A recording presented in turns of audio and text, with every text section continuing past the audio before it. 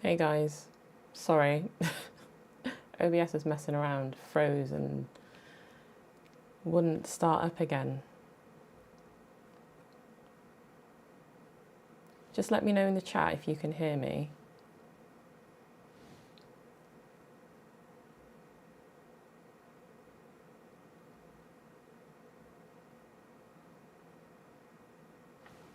And let me just check on my phone as well.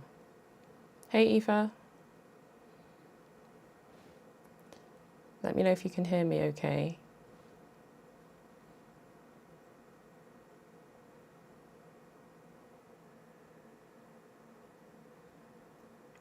I'm just checking on my phone if the stream is all right. Okay, it's showing as being live. Sound is perfect. Okay, brilliant.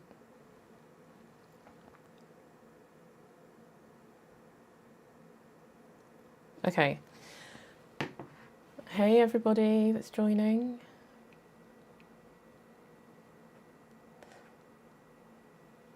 So I put out a post a couple of weeks ago, and sorry for rescheduling this so many times. I just ended up getting so busy that I just didn't have time to fit this in.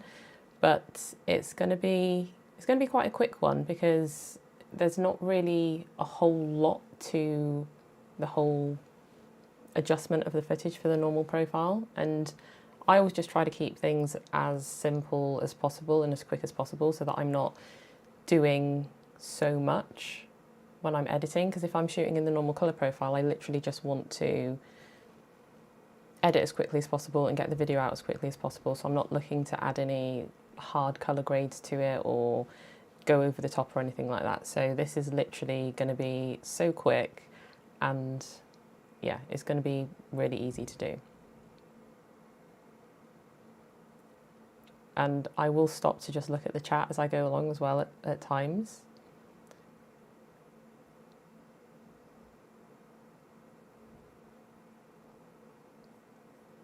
So hey again to everyone else that's joining. All right, so I'm using Final Cut Pro, and this is going to work whatever editing software you use. I just use Final Cut.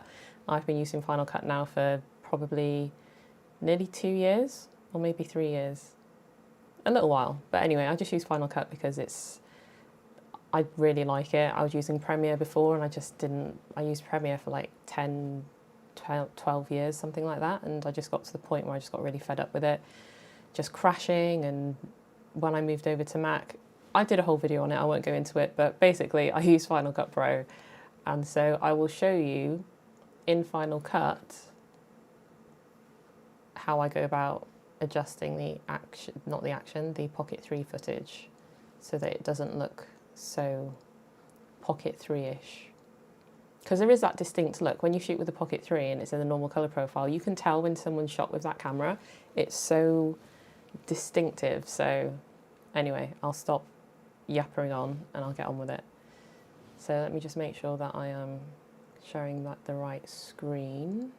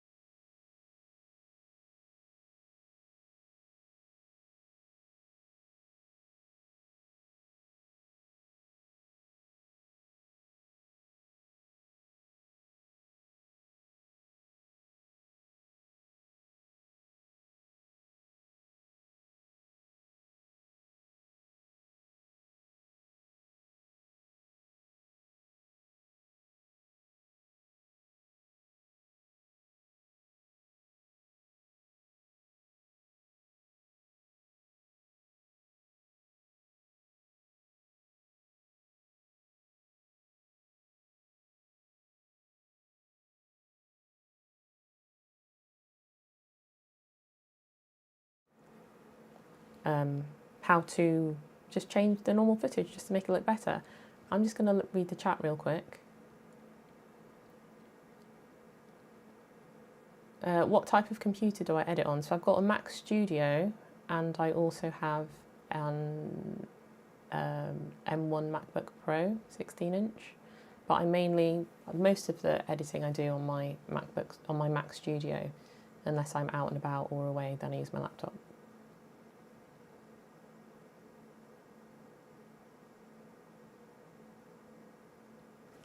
Oh no, the sound went away. Oh, the mic's still on. Can you not hear me? Oh, do you know what?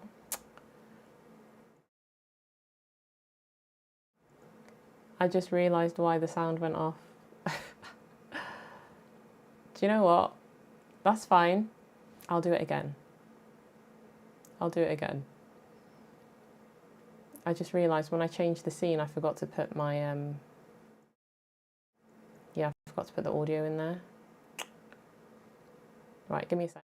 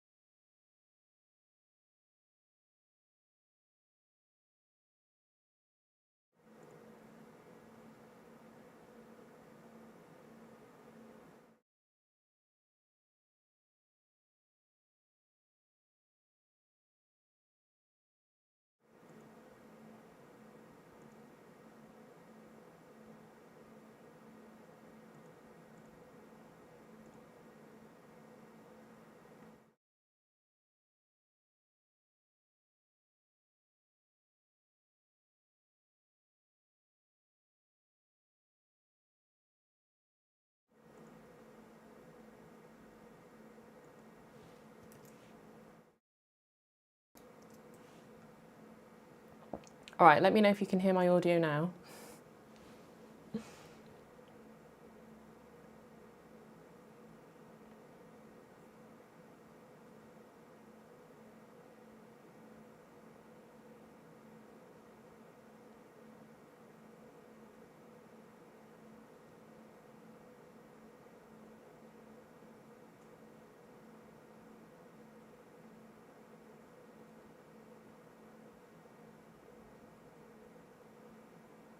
Okay, you can hear me.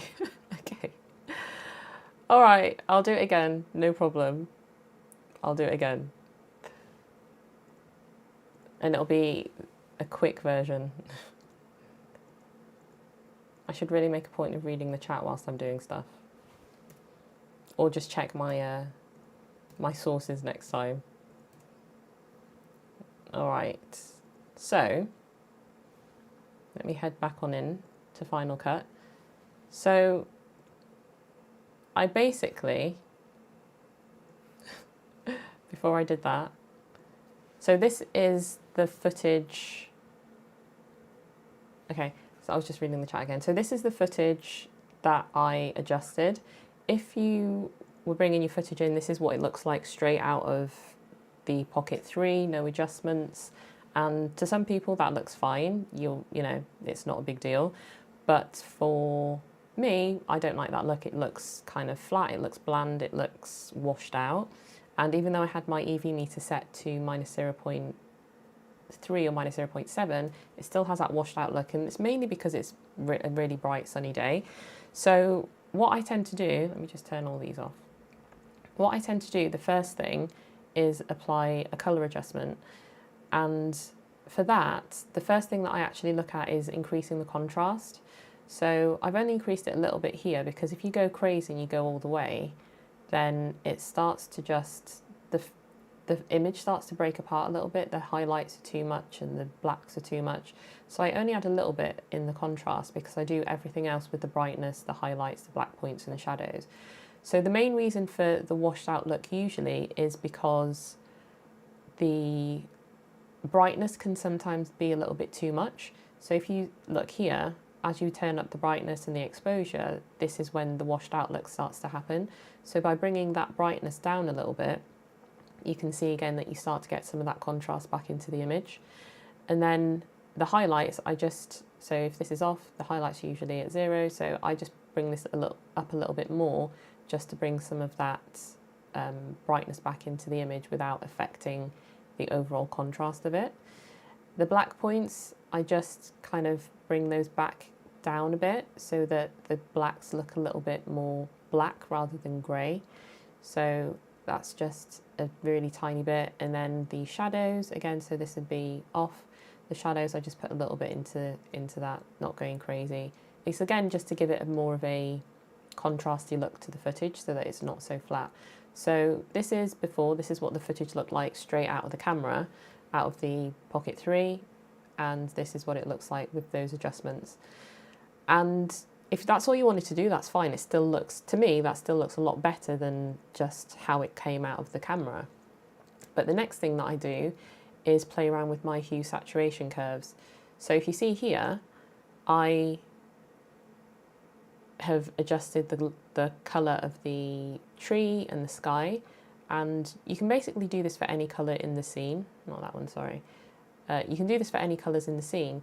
So the way that you do it is by selecting the eyedropper tool and selecting, for example, the sky, and it'll give you these 3 dots, and you want to take the dot that's in the middle, and that's what you're going to be manipulating.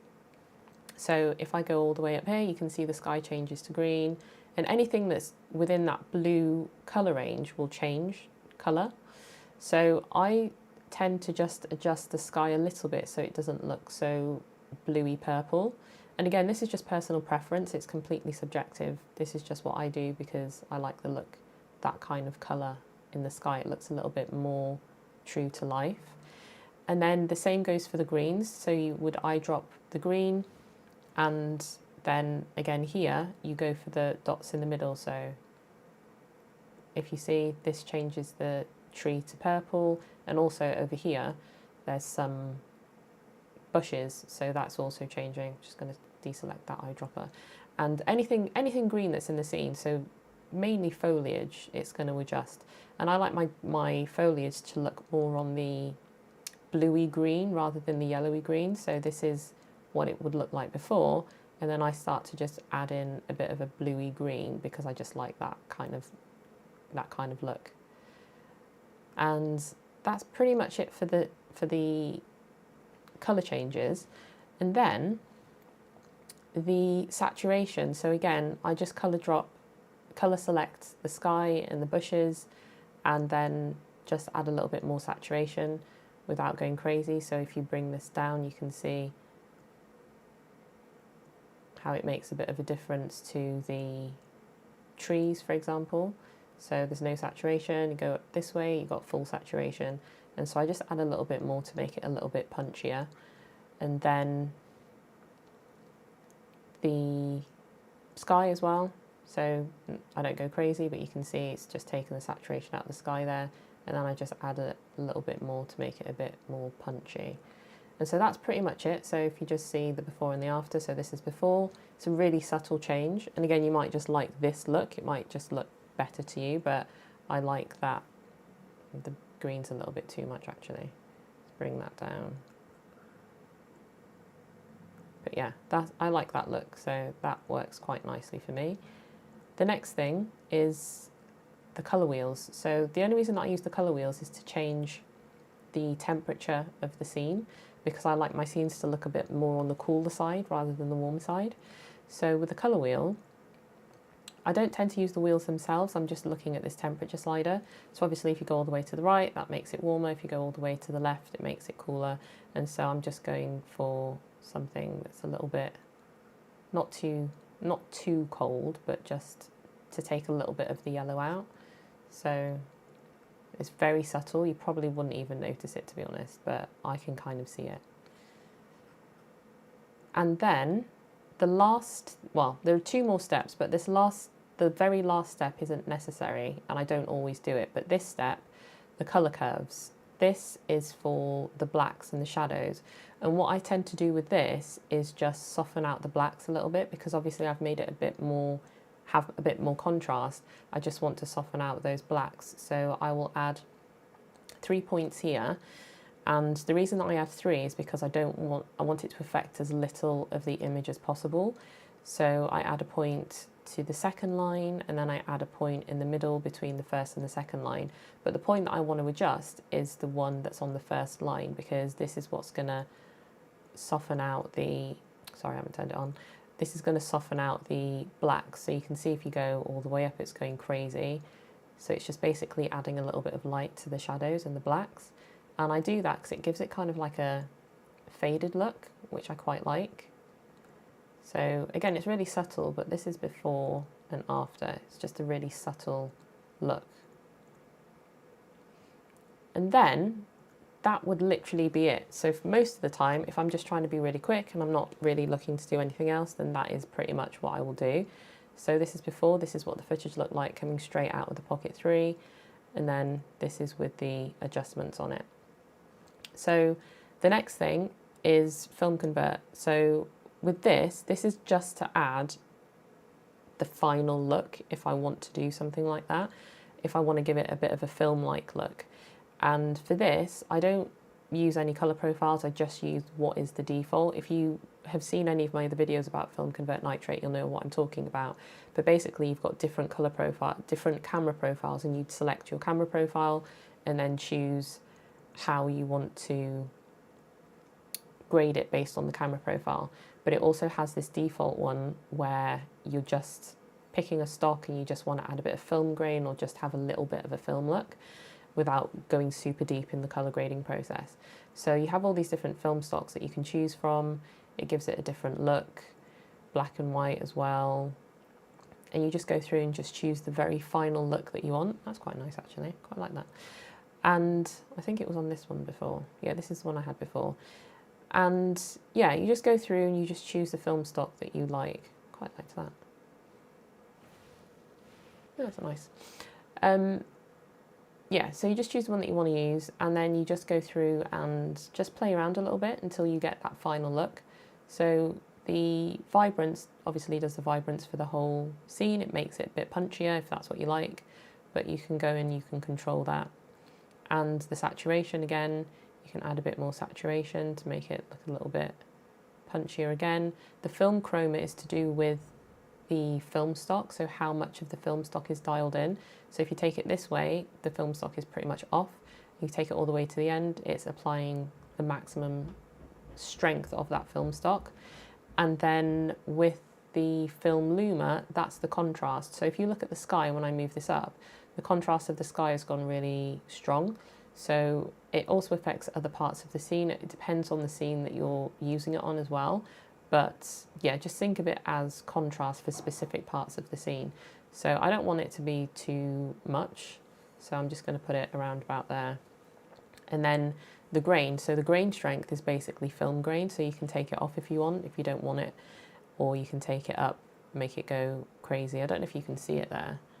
But yeah, you can add in as much as you want and also change the different sizes of the film grain. So let me choose one which is quite pronounced, so that you can see the film grain is quite strong there. So if that's what you kind of wanted, if that's the look you wanted in your film, in your video, then you can do that. So yeah, that is pretty much the process. And if you've got a whole video where you've got different shots, you can literally just take this whole adjustment and copy it over. So this is a different clip straight out of the camera, the normal color profile. It's got no adjustments on it at the moment. And I'm just going to paste the adjustments that I made from the other clip. And you can see it's added it. And I don't really have to do, and it's matched. It looks seamless. And just for the before and the after.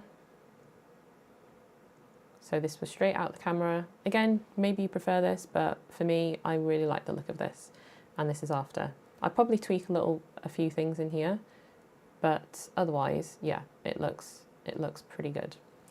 So that is pretty much what I do when I'm adjusting the look of the Pocket 3 footage from the normal color profile, just so that it looks less, it's got, yeah, I don't know, it's just got a bit of a flat look, like I said, sometimes. And I find that that helps.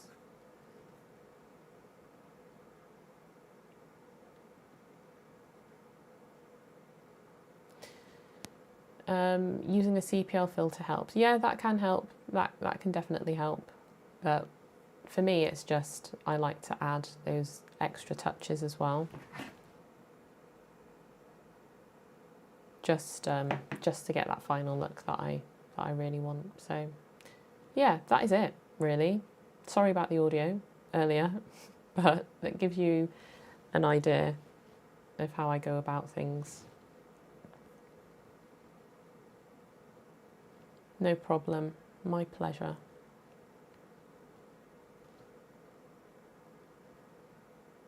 Sorry, I was just reading the chat. What camera am I streaming with? I'm actually using the Pocket 3 at the moment. It's 1080, 30 FPS. Normal colour profile. I've been using it a lot actually. I use it for Zoom calls and everything. People tend to ask me what I'm using, but yeah. It's a lot easier than setting up my A7S III and faffing about with the colour profiles and everything, so... And it looks alright, the quality's not too bad. Oh, it comes out quite nicely.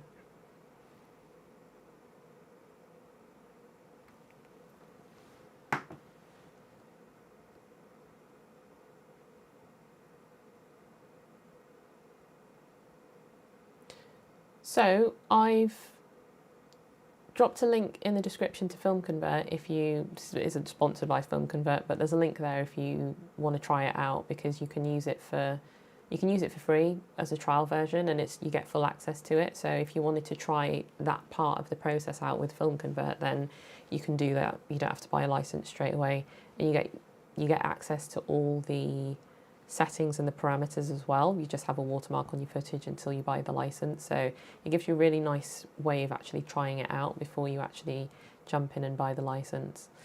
But yeah, give it a go if you think it will help your footage as well. Do I use ND filters for the Pocket 3 or not as much? If it's a really bright day, I might just throw on an ND 32 or a 64, but I don't tend to. I won't necessarily film in manual exposure. I'll just put the ND filter on because that will still bring the shutter speed down.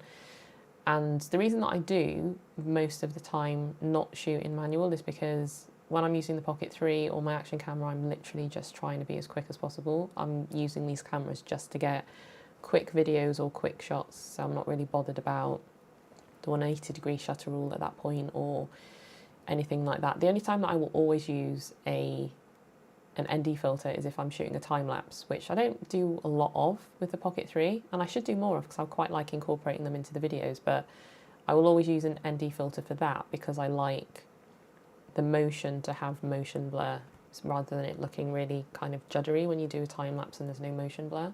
So it gives a nice silky blur to the motion. But that's the only time that I would really always use an ND filter.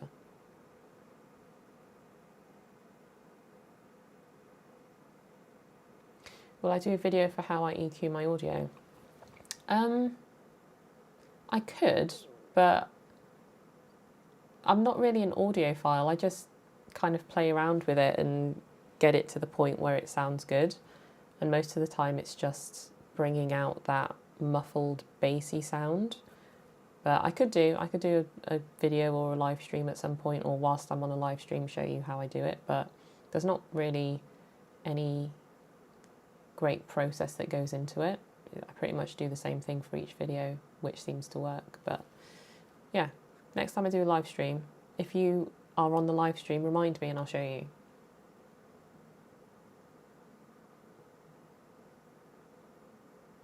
All right, I'm going to head off, but thanks for joining. And like I said, I hope it was useful. And any questions, just drop them in the comments and I'll answer. But yeah, I'll schedule a live stream soon again and do something a little bit longer as well, just so that I'm on for a bit longer. And also probably later in the day, because I feel like What time is it now for you guys that are in the US? I know it changes based on the state that you're in, whereabouts in the US you are, but roughly, I think it's the morning time for you guys, right? So, yeah, maybe I'll do a live stream later on in the day. But yeah, any questions, drop them in the comments and I'll be happy to answer them. But hope you guys have a good day and catch you next time.